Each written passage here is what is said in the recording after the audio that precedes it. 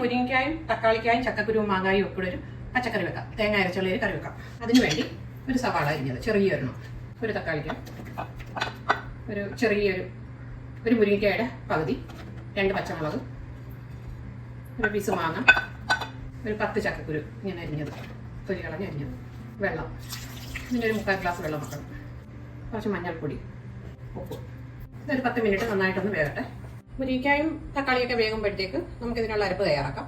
ഇതാണെങ്കിൽ ഒരു 1/2 കപ്പ് തേങ്ങ ചിരകിയത്, അതിലേക്ക് ഒരു 8 ചെറിയ ഉള്ളി, ഒരു 1/4 ടീസ്പൂൺ മഞ്ഞൾപ്പൊടി, 1/2 ടീസ്പൂൺ മല്ലിപ്പൊടി, 1 ടീസ്പൂൺ മുളക് പൊടി. ഇത് നന്നായിട്ട് വെള്ളം ഒഴിച്ച് നന്നായിട്ട് പേസ്റ്റ് പോലെ അരച്ചെടുക്കാം. ഇതിപ്പോൾ 10 മിനിറ്റായി വെച്ചിട്ട് ഈ അരപ്പ് നന്നായിട്ട് അരച്ചതാണ്. ഇത് അതിക്കാം.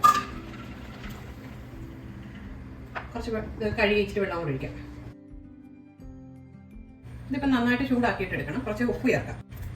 ഇനി ഇത് നന്നായിട്ട് ചൂടായിട്ടുണ്ട്. ഇനി ഓഫാക്കാം. ഇനി കടുക് വറക്കാം. അതിനുവേണ്ടി കുറച്ച് വെളിച്ചെണ്ണ ഒഴിക്കാം. അതിലേക്കൊരു 1/4 ടീസ്പൂൺ കടുക്, ചെറിയ ഉള്ളി, പിന്നെ ഉണക്കമുളക് ചെറുതായിട്ട് പീസാക്കിയത്, പിന്നെ കറിവേപ്പിലയുണ്ട്, കറിവേപ്പില ഇടുക.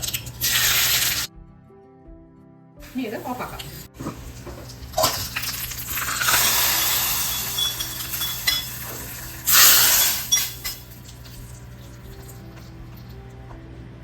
ഇനി ഇതൊന്ന് അടച്ചു വെക്കാം. 10 മിനിറ്റ് കഴിഞ്ഞെടുക്കാം. ഇനി ഇതൊന്ന് എടുക്കാം.